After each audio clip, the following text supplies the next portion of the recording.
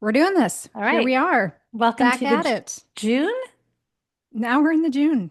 Welcome It's to the June Q&A. Like, it's wait, June, when is it?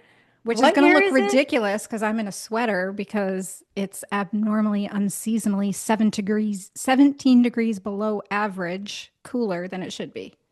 Look at you into all the numbers this morning. I just happened to look at the weather app today. Oh, I didn't know it gave you that kind of data. Well, that's a nice little tidbit of totally useless information. See, we're not supposed to talk about weather because it's useless. You always talk about the weather, I and know. you tell me not to talk about the weather. I know. You've been doing I this know. for 5 years. All right. Uh, So let's, okay. what is on our agenda today? Well, a lot of questions. We have a lot of questions to answer today, but we need to begin by discussing something that actually came to you. You shared this with me, and I saved it to discuss it today. Oh, This good. was I a note can't from Can't wait to hear what this is. what was obviously important enough you wanted to share it with me. Yeah. This was Oh, from one of your clients, and it reads, Cynthia, what can we do? Question mark, question mark. My friend in Maine was having an HBAC. She's 39 weeks and having prodromal labor for 2 to 3 days, and her midwife just dropped her. She said it's irresponsible to attend someone who's been in early labor for so long, which doesn't make any sense. The hospital will likely turn her away since she isn't dilated, or they will push Pitocin, which we know is dangerous for VBAC. What would you do? I'm just waiting for my blood pressure to come down a tiny bit before I start talking. Take a breath. I cannot believe if that's the whole story. Maybe it isn't, but if that's the whole story, for her midwife to drop her at this time for that reason, do you believe this story? Do you think there's more to it? Because I'm incredulous at this story. I mean, we hear these stories of midwives dropping their clients. I don't get it at any point for any reason under any circumstance. So, yeah, this makes no sense, but I don't understand it anytime. Why is a midwife dropping them, abandoning them, walking away? It's one thing to abandon them versus provide continuous care in some other form, like being their doula. Why can't this midwife function as a doula and transfer her care to somebody else if that's what needs to happen? But in this case, that's not even, there's no reason Well, at this that's point. why I'm not buying it because it's not like she's saying, let me transition into a doula role and let's get some other medical person here that I'm more comfortable with.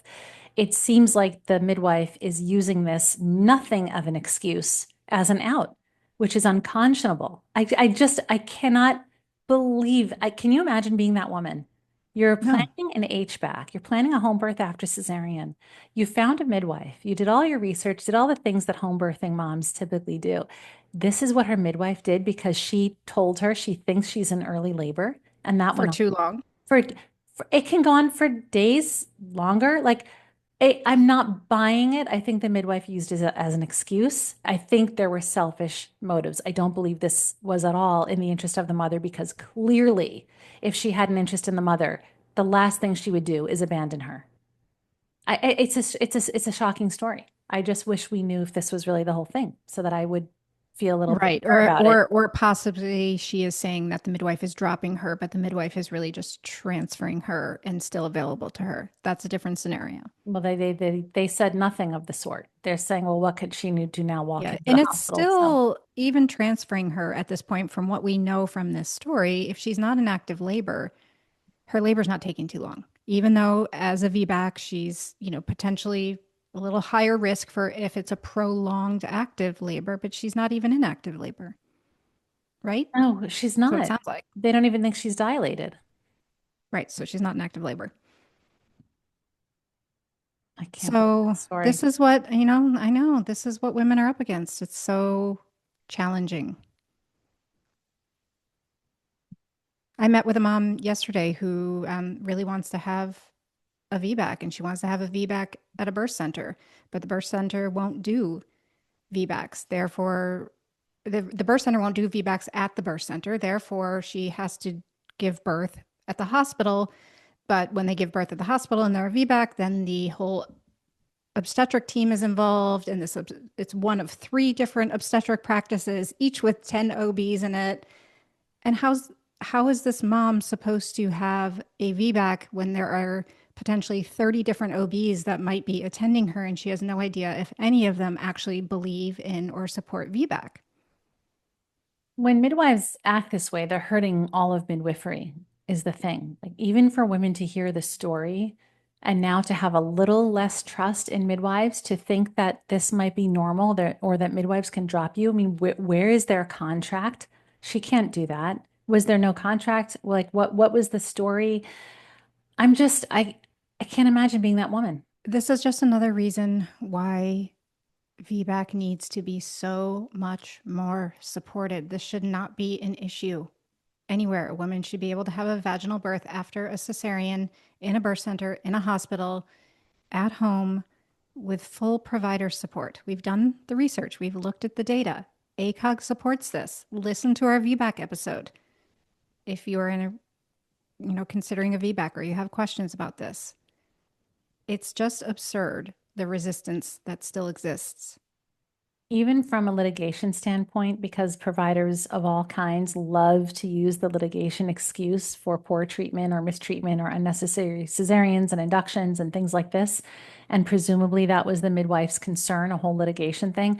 I would think that if, God forbid, there were an adverse outcome because this couple had to give birth unassisted at home and they sued her, I would think she better be really nervous, because all they would have to do is say, did you lead this couple to believe you would be there for their birth? I mean, my point being, I can't even believe the litigation excuse in this case. I truly think, if this is the whole story, that she had selfish motives, that she had selfish motives and was looking for an out, because it makes no sense on any level, not even the litigation level.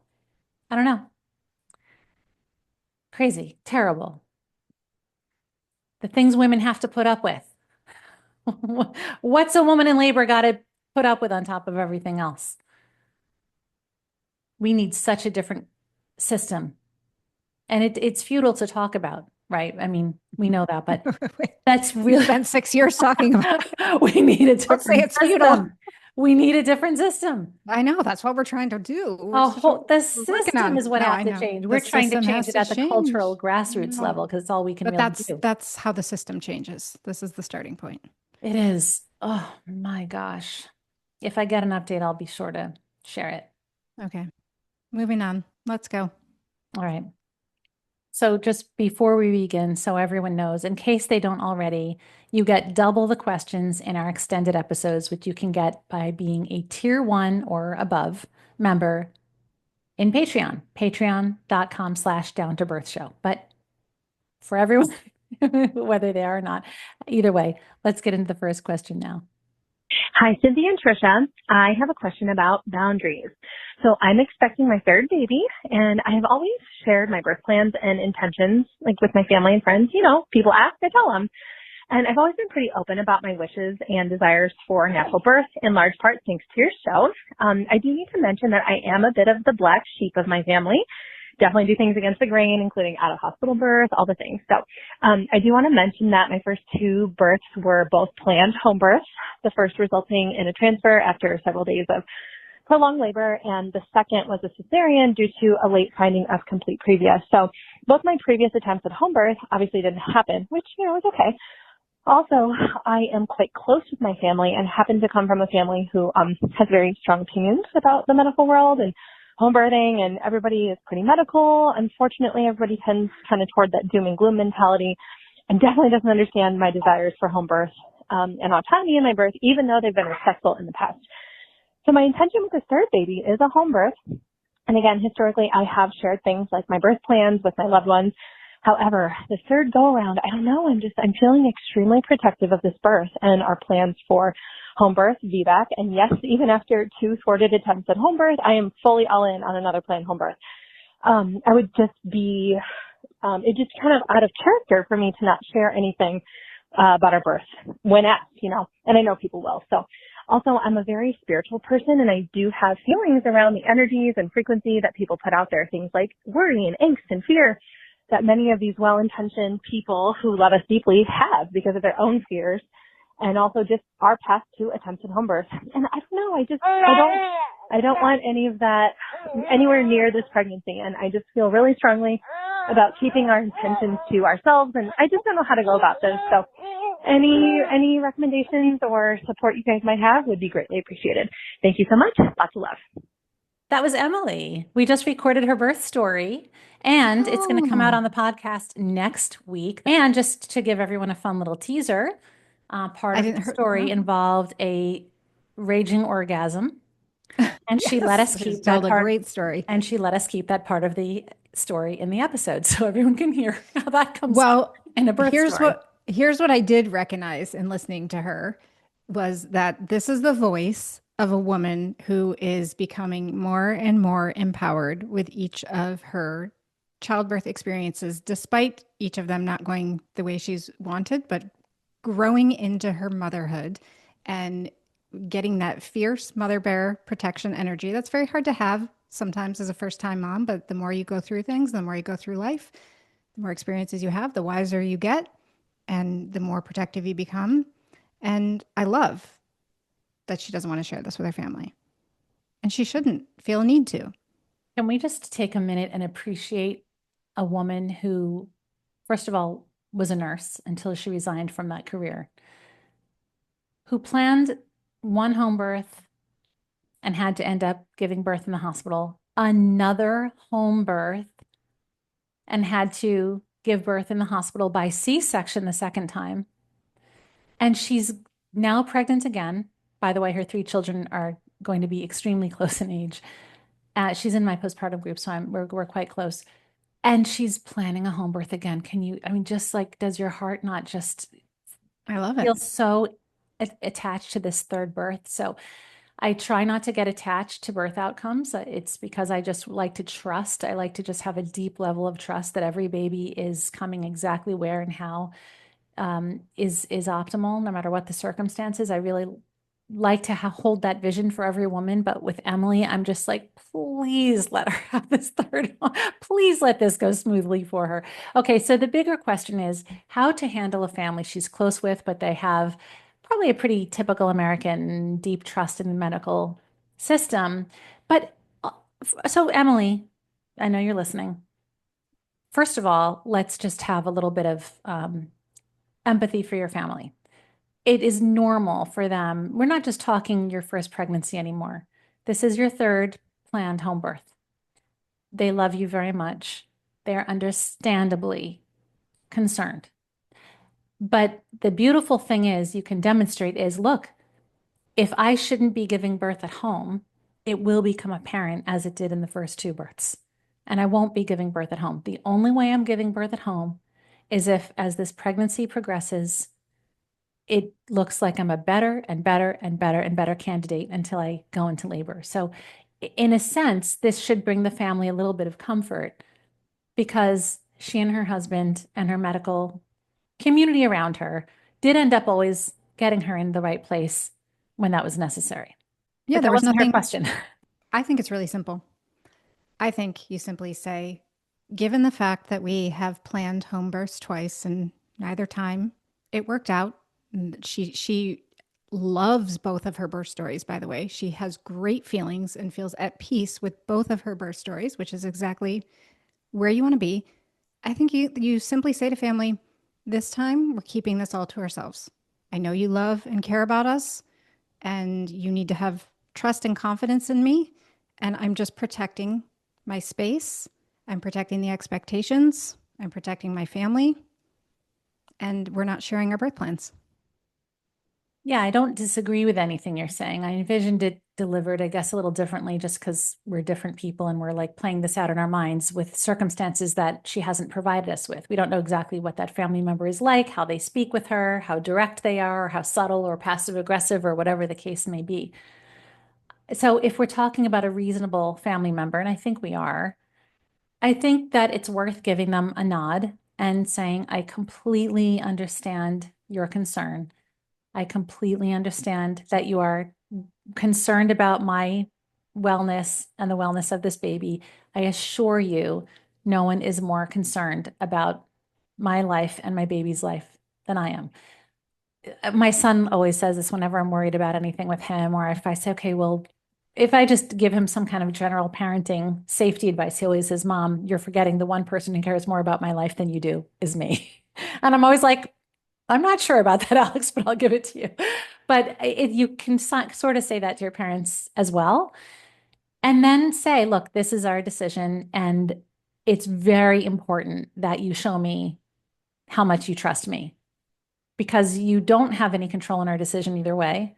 And the best thing you can do is say to me, I completely trust you to make the right decision along the way. Please give me that. Anytime you have concerns, take it somewhere else. And anytime you're talking to me, just say, I totally trust you to make the right decision for yourself. I know it's hard. It's growth for both of us, but that's what I need from you. And then, Emily, I would just say, if you have little pregnancy concerns or little things seem off along the way that you're dealing with, don't add to their distress by telling them about every little thing.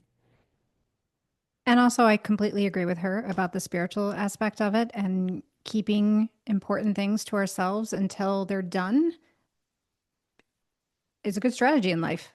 Like, you don't need to tell everybody what you're up to. When you put things like that out there, and then people give you feedback and energetic feedback, and they question it or they criticize or whatever, it changes the energy around you about how you feel about what you're doing. Yeah. So I am I've all done, for keeping things private until yeah. until you're on the other side. So Yeah, I've had couples not tell their family that they were birthing in a birthing center or having a home birth until the baby was out. And there are certain situations where that is absolutely the right thing to do, because what you can't do is distress yourself or catch yourself explaining your decisions to the other adults in your life, who will always perceive you as their child, which makes sense. You are. So good luck with that, I Emily. can't wait to hear. I know. Hi, ladies. I called a couple weeks back about the whole cervix swelling shut thing. And then I went to a midwife appointment this last time around, and I mentioned that I'd kind of declined cervical sex all throughout my first pregnancy. I'm now nearing the 33-week mark with my second pregnancy, and my midwife had mentioned she doesn't require cervical checks, or that she doesn't do them or force anyone to do them, but that they like to do them after 36 weeks. She said because it tells them a lot of things about baby's positioning and helps them make recommendations, like, I guess, to see a chiropractor or to do certain stretches to help baby engage into the pelvis. Is there anything to this? I kind of thought that cervical checks didn't really provide great insight. So just curious what your thoughts are. Thanks. I like that question. It's interesting.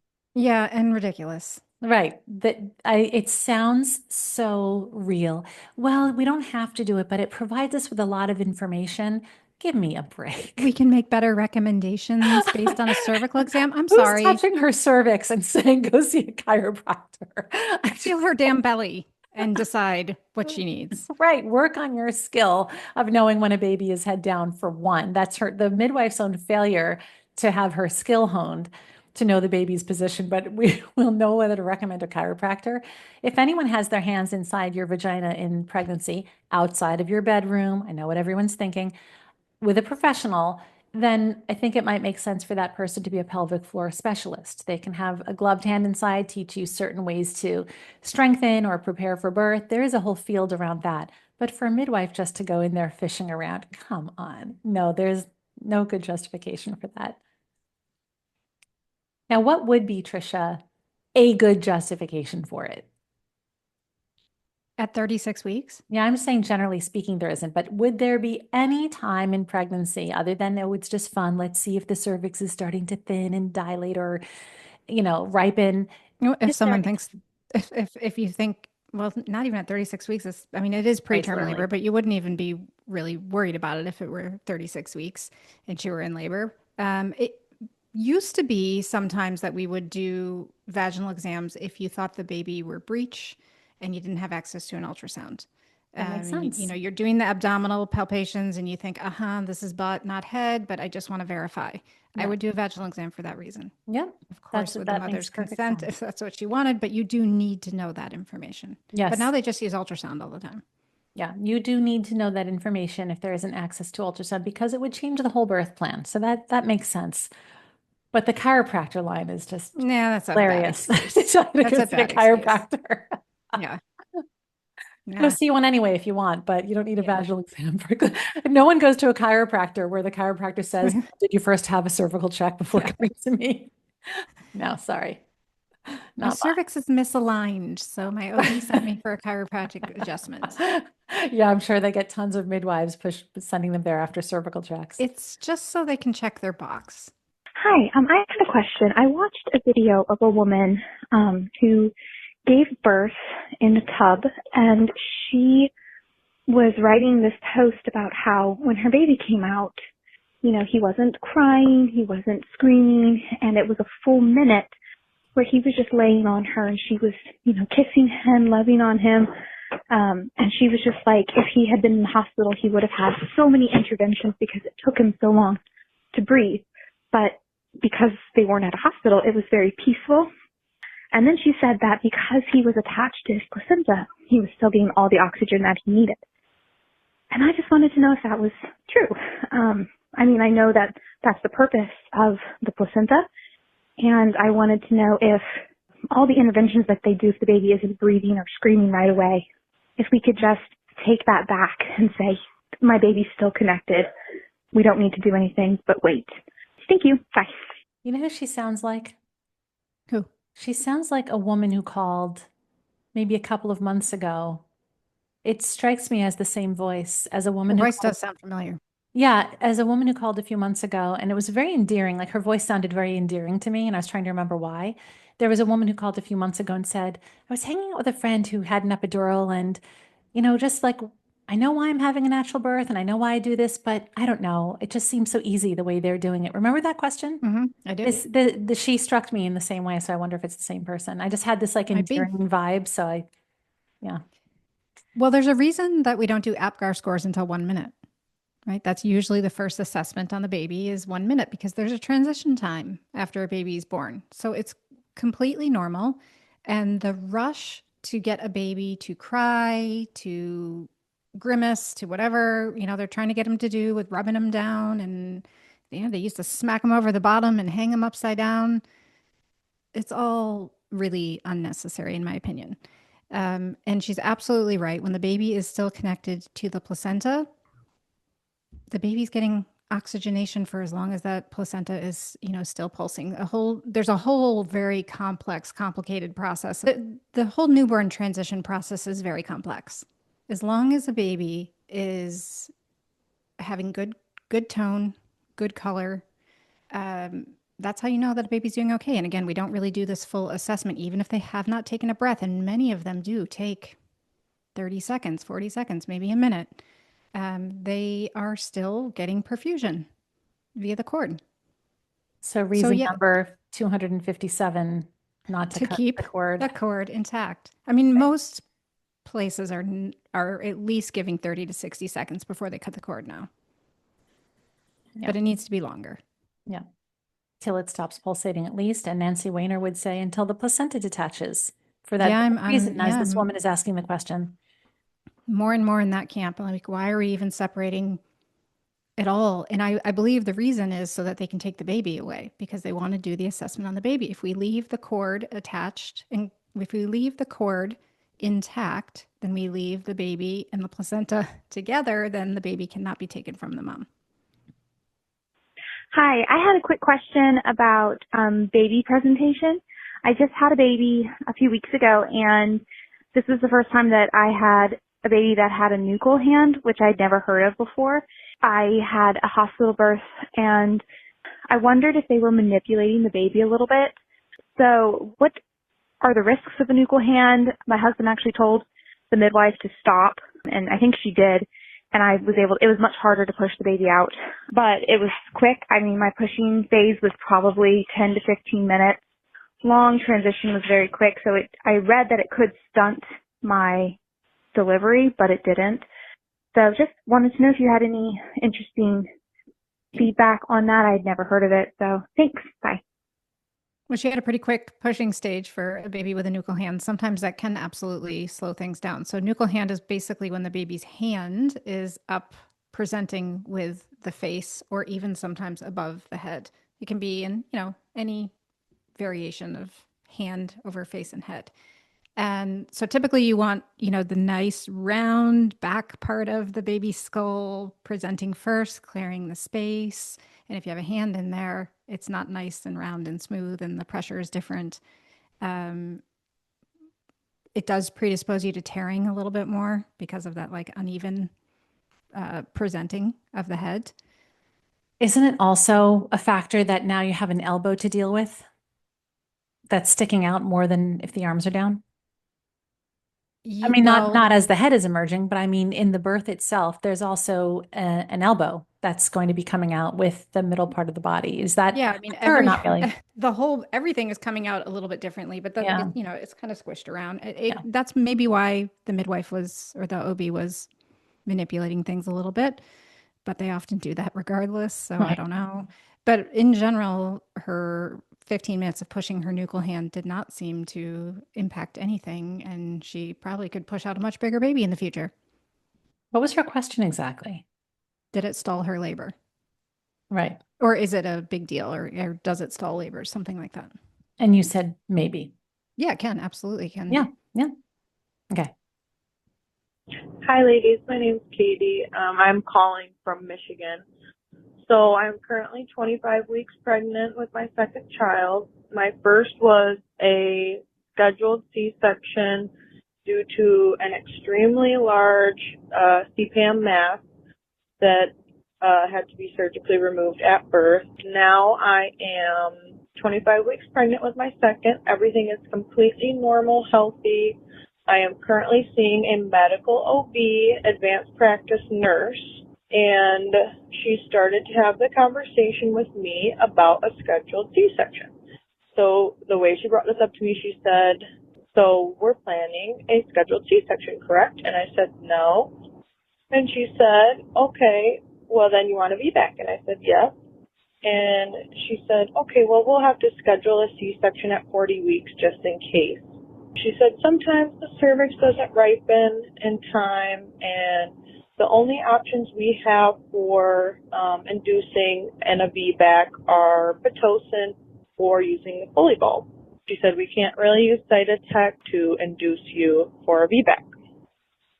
So my question is to you, why would they say 40 weeks was the cutoff date for scheduling a C-section during a VBAC? Thank you so much for your reply, and I look forward to hearing from you. Thank you. She has a very legitimate question. Why are they telling her she has to be induced at 40 weeks? Didn't they With a say VBAC? schedule a C-section? Didn't they say schedule Yeah, it? yeah, sorry. Scheduling a C-section at 40 weeks if she doesn't go into labor. If she doesn't show signs of labor, that is such a crock. It's because they're worried about VBAC. They're worried about babies getting too big. So they use 40 weeks, which is barely, I don't buy it. it's like barely time to have a baby at 40 weeks. I don't buy it. Well, no, because it's unnecessary. It's overly cautious. I don't believe that that's their concern. I just don't believe that's their concern. I think they're just trying to, Well, that's the justification for that's getting their them on their justification. calendar. Yeah. And it sounds like, oh, we at least want to see that your body is showing signs of labor. Why? Why? Because, in case it just never does. Back to we had this Because they May Q&A episode, a woman who was told, well, your body just doesn't go into labor. This feels nefarious to me when I hear these things. their justification is that a bigger baby is a higher risk for rupture with VBAC. Right. But the problem I have with that is her baby at 40 weeks will indeed be larger than her baby at 38 and 39 weeks. But it's on a completely different trajectory from every other baby. So some babies at 39 weeks weigh much more than most babies at 41, 42 weeks. So I just don't believe it. It's not like all babies at 40 weeks hit 8.5 pounds and that's it just doesn't make sense. It doesn't make sense. Let's schedule a C-section in case you're not It's not, showing and signs of labor. it's not giving her a fair shot. It's one Not thing at to say all. that at 41 and a half or something, but you're not even giving her a fair shot at having a vaginal birth because the chances of her going into labor at 40 weeks are not that Low. they're not that great. They're less than 50%. Anytime you hear a provider say, let's just schedule a C-section just in case, is usually a very risky recommendation and would be a very risky choice. They can always do a C-section on a dime with like no notice most of the time if a C-section is in order. But when they say to women during pregnancy, let's just get it down just in case now, And that's not anything I would trust. additionally, why is she pushing C-section over induction? Let's just say she needed to have the baby at 40 weeks for some Right. unknown, unnecessary reason. Right. Why are we not letting her have a fully bulb and having a chance at a vaginal birth? Why is she going straight to C-section? Because they're using against women that induction shouldn't be happening for VBAC women. So they're, instead of supporting vaginal birth and expectant management of labor, they're saying, let's just go straight to a scheduled C-section since we can't induce. You Right. can, and we know that. And you should go listen to our VBAC episode if you have questions about that. And this OB should listen to our VBAC episode. I mean, I think the OB did say that they could use a fully bulb and Pitocin, which is correct, but they just want to avoid cytotech, which is also correct. But she's still saying you have to let's just get you on the calendar. Setting up her mind to kind of just like it's planting the seed of, okay, maybe I'm just going to come around to a C-section. That makes everybody more comfortable, And it's except the giving her a mom. deadline. That is her deadline, which is really truncating her window and her right to go into labor on her own. Not to mention, Pitocin should not be taken lightly as a means of induction for any No, woman. So it doesn't add up. That's it the never bottom does. line. No, it never It does. never does. Hi, Cynthia and Trisha. My name is Tori from the Midwest. So my first birth, I had a slow water leak and ended up getting Pitocin, and had a shoulder dystocia with the first one. It was 50 seconds and she's doing great. Now my second birth, which I just had, I really wanted to try and go all natural. But in the transition, I did end up getting the epidural just because my water had almost completely broke the morning prior. And so contractions were definitely pretty painful. However, I ended up pushing with my first one for 90 minutes, and she didn't have that shoulder dystocia. And then with my second, I ended up pushing over 3 hours, and she really got caught in the birth canal and just was not progressing very much. I was fully dilated. I did not have any Pitocin or any medication minus the epidural, which I went from an 8 to a 10 within an hour and a half. So it did end up becoming kind of an emergency, and they had to do the vacuum and, of course, an episiotomy to try and get her out. And so I'm just wondering if we decide to have a third, what your recommendation would be. I'm not sure why my labor was so long and what the problem was, but just kind of curious as everyone's saying, oh, you should do a C-section, which I don't think is correct. But I do want to know if there is a recommendation. First baby was 8'4", second baby was 8'8", and I'm about 5 feet tall, 120 pounds. So just wanted to get your thoughts. Thanks for all that you do. Bye-bye. This is kind of interesting. Yeah, that's good. That's a great question. Let's talk about the first birth first. Would you dispute whether that was a shoulder dystocia? Because it was only 50 seconds. Well, apparently, it seems like we're calling every baby who has longer than a 30-second interval between the birth of their head and the birth of their body a shoulder dystocia. Am I hearing this right? Is this what's happening? We're hearing this all the time. That's why when women Right? do birth story processing sessions and tell us about them, we say, wait a second, how long was that stage? How long was that happening? Because we usually dispute that it's a shoulder dystocia, but it scares women in their subsequent pregnancies quite a lot. Right. I did have that shoulder dystocia, 50 seconds. I mean, it's one thing if the baby is truly pinned at the shoulders, but if we're just talking about a length of time between the birth of the head and the birth of the body being 50 seconds, this is not a shoulder dystocia. That's right. So that's going to be hard for her to believe after years of believing she is a mother who had a baby with shoulder dystocia, for us to just casually say, nope, doesn't meet the qualifications of one. That's going to come as a real shock to her because it's a belief she's now spent years forming. So that's the first birth. That's all we have to say on the first one, right? Nothing wrong with her first birth. No. Sounds all good to me. Good Right. vaginal birth, no problem. Her second birth, a longer pushing stage, and a vacuum assist with an episiotomy, which probably wasn't necessary either, Mhm. unfortunately, sorry to say. Right. But that's often not necessary even with a vacuum or forcep Mhm. delivery. Mhm. But also, still, okay, three Yes. hours. Okay. I mean, maybe there was a little bit of fetal distress and people got a little anxious, but the thing is, she had an epidural, so you're a little bit less able to move and adjust. So if there is some fetal distress or your body needed a tweak in position to help facilitate the birth a little bit better, faster, whatever, it's harder with an epidural.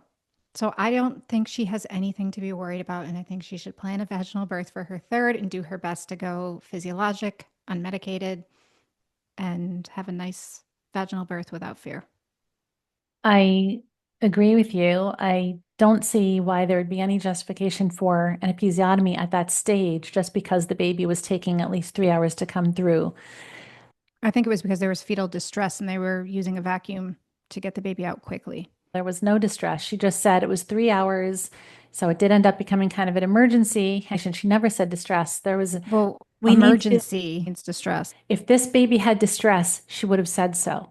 She said it was a 3 hour pushing stage. So it was kind of an emergency and such and such. She did not say distress. So to me, that means there was not distress because she definitely would have said it. This is a classic case of providers who are saying, well, this has gone on way too long. We got to get that baby out because they're getting impatient. Of course, they're standing around waiting a long time.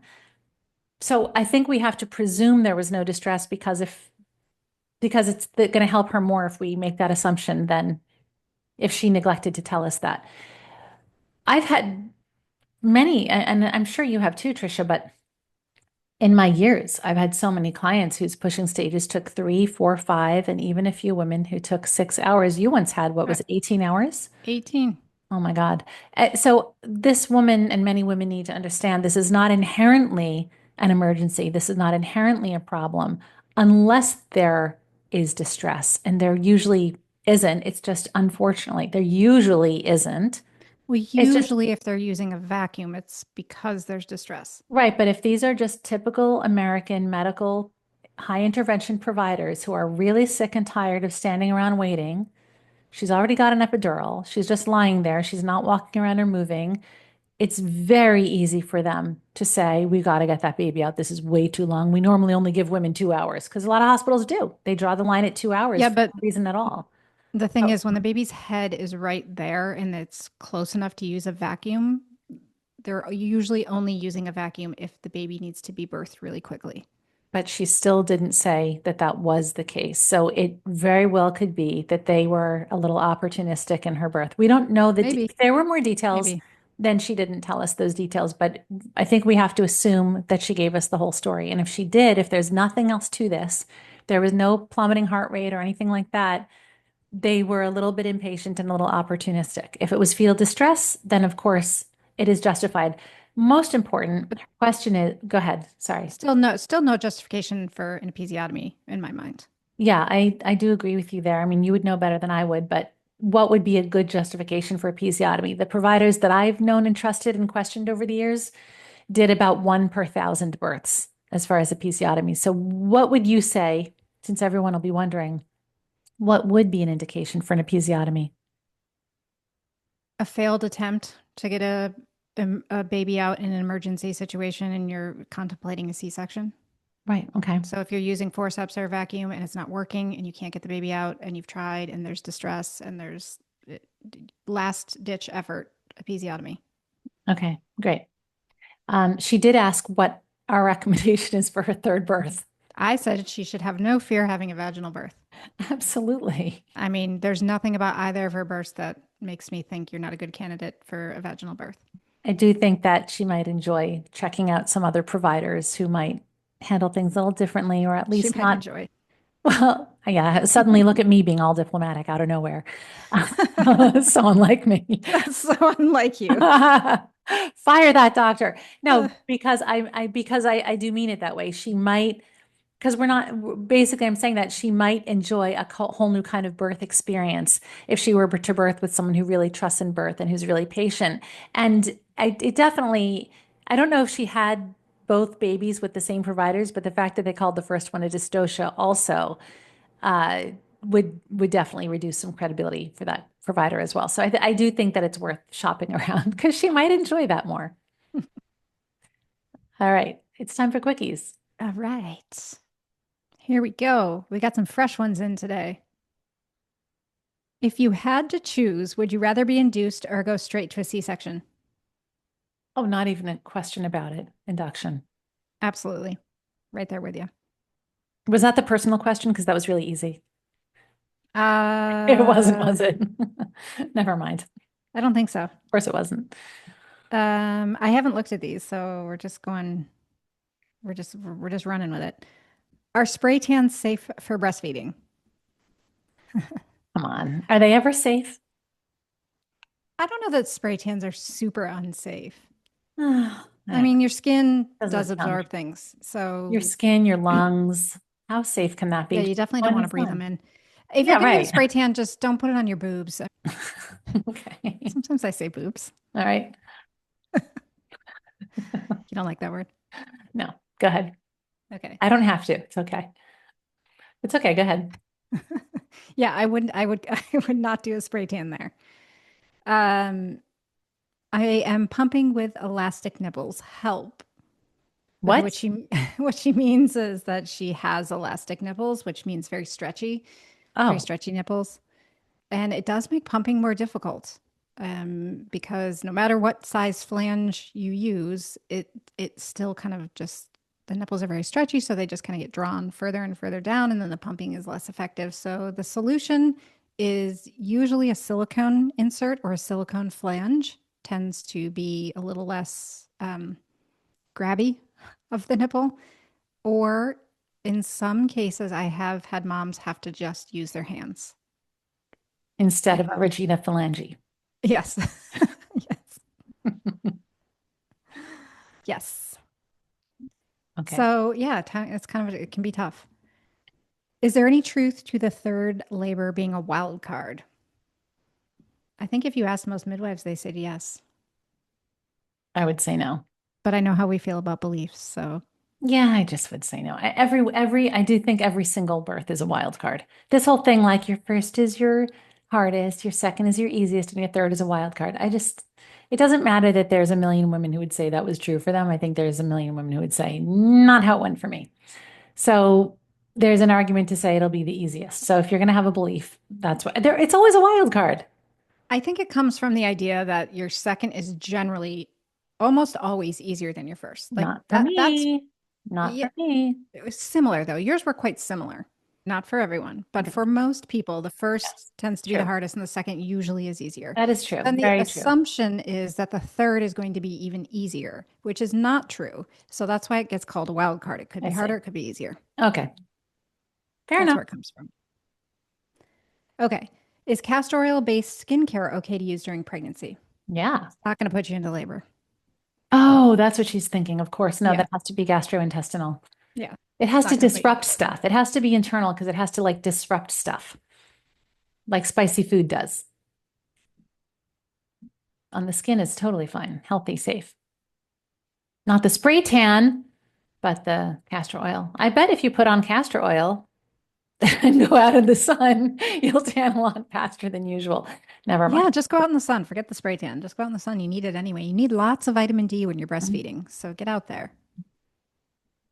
Okay. Are some women predisposed to having a short umbilical cord, or is it luck of the draw? Oh, Good question. very interesting So question.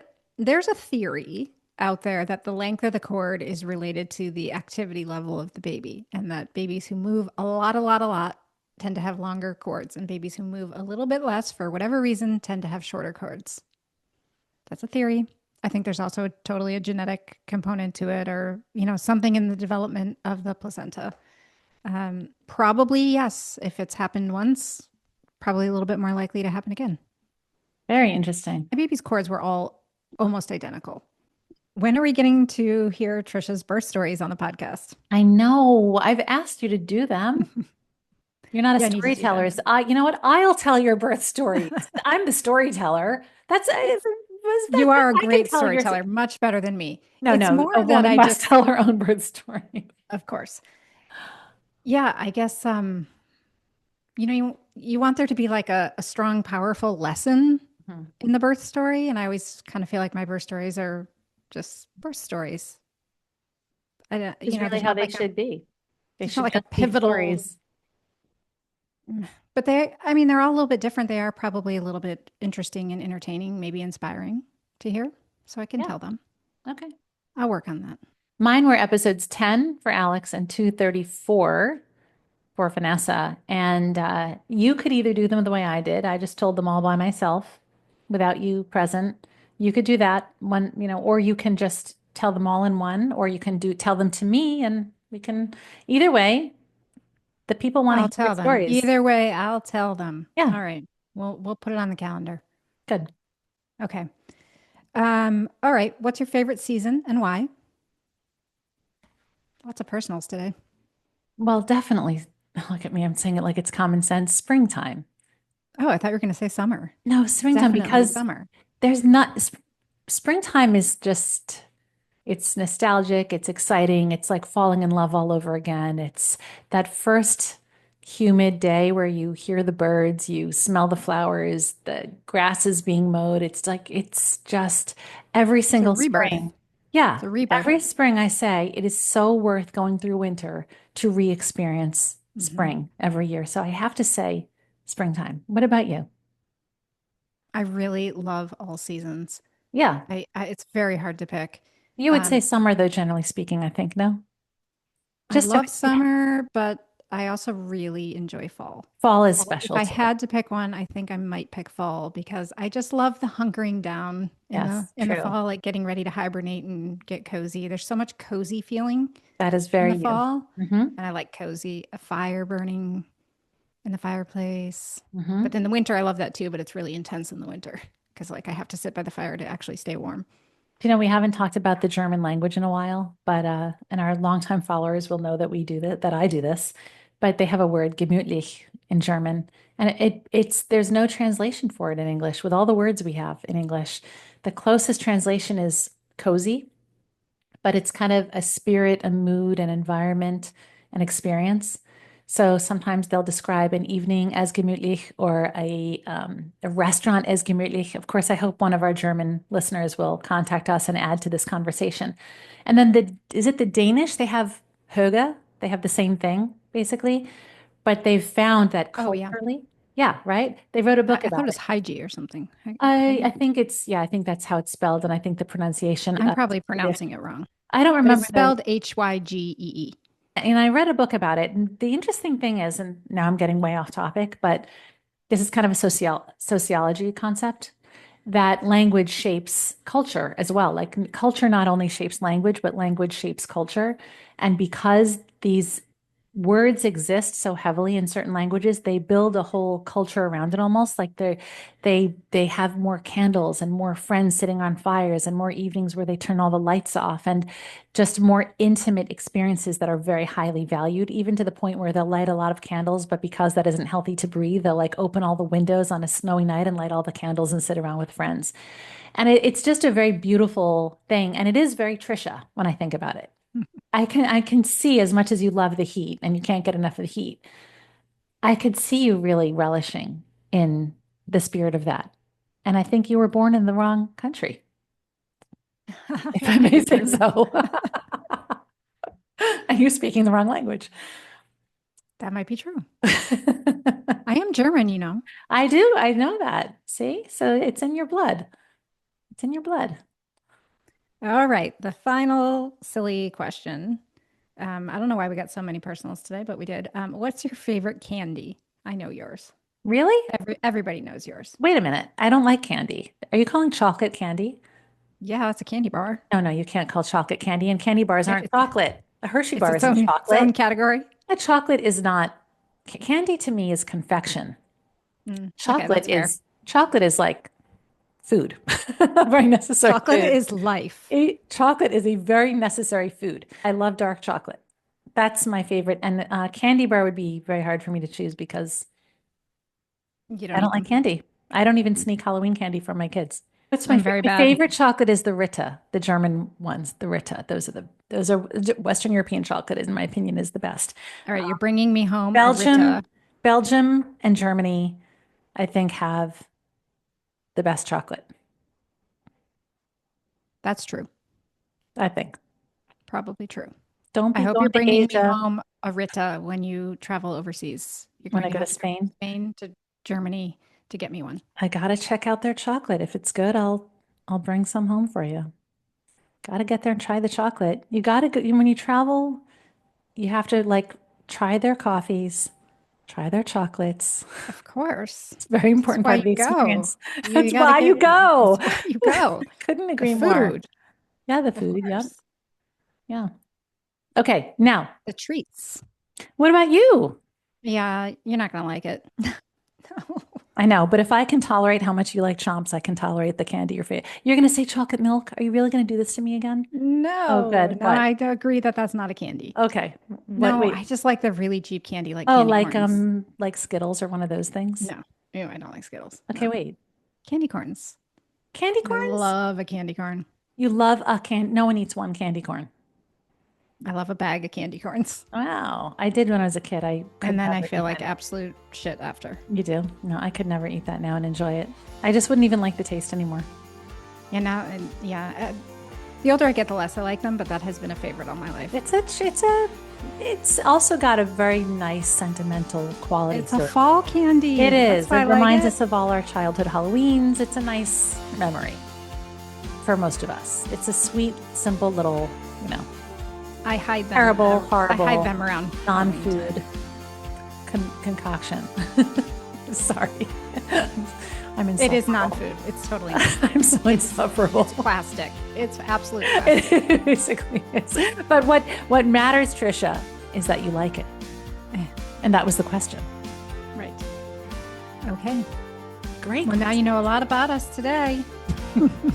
Thank you. Thank you for taking a moment right now to go over So to simple. Spotify or Apple Podcasts and just 5 stars. You don't have to write anything if you don't want to, although we really love to hear what you have to say.